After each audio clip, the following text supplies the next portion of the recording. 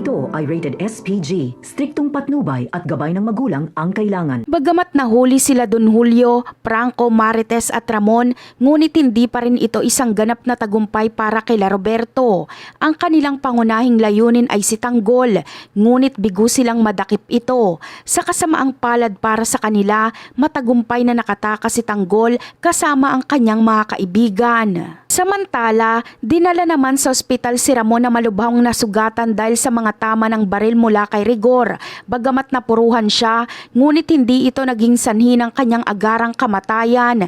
Kailangan siyang malapatan ng lunas upang maalis ang mga bala sa kanyang katawan at maisalba ang kanyang buhay. Habang ginagamot si Ramon, mahigpit ang pagbabantay sa kanya ng mga kapulisan.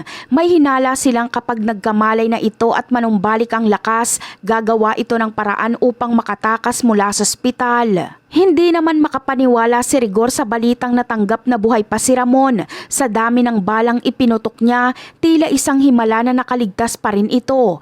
Matagal na niyang sinusubukang tapusin si Ramon, ngunit palagi itong nabibigo. Patunay lang ito na sadyang matibay at matatag talaga na kalaban si Ramon. Tiyak na sa paggising ni Ramon, mag-iipon muna siya ng sapat na lakas.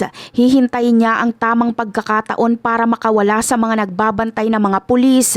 Ang tanging magiging nasa isip niya ay ang makabawi at makapaghiganti sa taong muntik ng kumitil ng kanyang buhay. Kapag nakatakas si Ramon, sigurado nga hanapin niya si Rigor upang pagbayarin ito sa lahat ng ginawa nito sa kanya.